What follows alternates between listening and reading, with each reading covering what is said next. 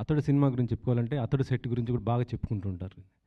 అప్పట్లో ఆ set ఎంతైంది sir budget దానికి ఆ సెట్ వేయడానికి అసలుకి? చాలా అయిందండి. ఎంత అయిందన్నది నాకు ఇప్పుడు ఇవాళ లెక్కలు గుర్తులేవు కదండి.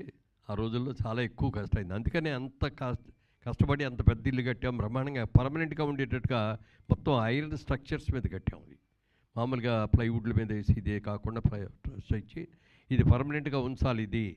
దాంతోపాటు స్టూడియో కూడా చేద్దామన్న ఆలోచన అప్పుడే వచ్చింది. ఇల్లు ఉంచుదాం, ఇంటితో పాటు మిగిలిన హాస్పిటళ్ళు, కోర్టు, మిడిల్ క్లాస్ హౌసెస్ ఇవన్నీ కట్టి చేద్దాం గార్డెన్ స్టూడియోలో కానీ అనుకున్నాం. కానీ మా ఆశ అవుటర్ రింగ్ రోడ్ వచ్చి తీసుకెళ్ళిపోయింది.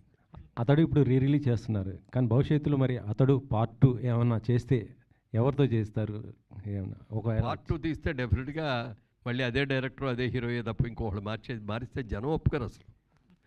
అందుకని డెఫినెట్గా మరి హీరో గారు త్రివిక్రమ్ గారు కనుక డేట్లు ఇచ్చి చేద్దామని కనుక అంటే 100% జైవేరి నిర్మిస్తుంది అది పార్ట్ 2. ఎందుకంటే అది చాలా ఉంది నెక్స్ట్ చేయటానికి కూడా. ఎస్, అందుకే అప్పట్లో కాకపోతే ఏంటంటే 2 సినిమాలుగా యాక్షన్ సినిమాలు పార్ట్ 2 పార్ట్ 3 లేవు కాబట్టి అప్పుడు అంతటితో ఆగిపోయింది అది.